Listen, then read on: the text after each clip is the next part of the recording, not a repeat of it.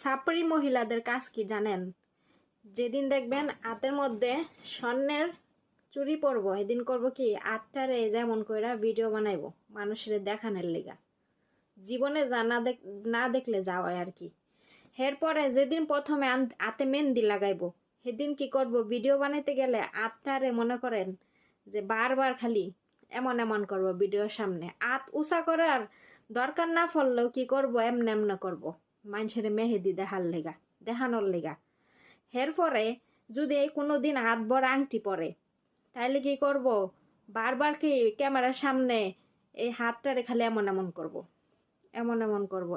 একবার নাক চুলকাইবো, একবার ঠোঁটের নিচের চুলকাইবো, একবার মাথার চুল ঠিক করব, একবার কপাল এদিক দাঁতাইবো, মনে করেন মানুষের যে আংটিগুলা যে ফরছে না সেগুলা দেখানোর লেগা।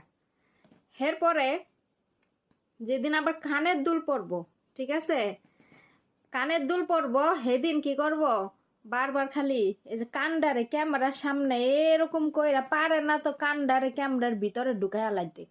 মানে কানের দুল, আমার তো কানের দুল নাই, আমি গরিব মানুষ, দেখেন আমার কান খালি খালি উপরের কানে মনে করেন যে এক জোড়া আছে।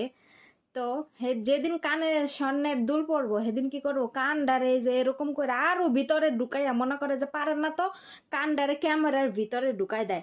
এরপরে এমনি করে ভিডিও বানাইবো, বুঝছেন? এই হলো সাপড়ি মহিলা গো কাম। যারা জীবনে চোখে না দেখছে হেরাই কি করে, নিজেরা হচ্ছে মানে গোল্ডের কিছু পড়লে মানুষের দেখানোর লিগা মনে করেন যে পাগল হয়ে জায়গা, ঠিক আছে, পাগল হয়ে জায়গা। তো আর বেশি কিছু বললাম না, সবাই বুঝ জ্বালান।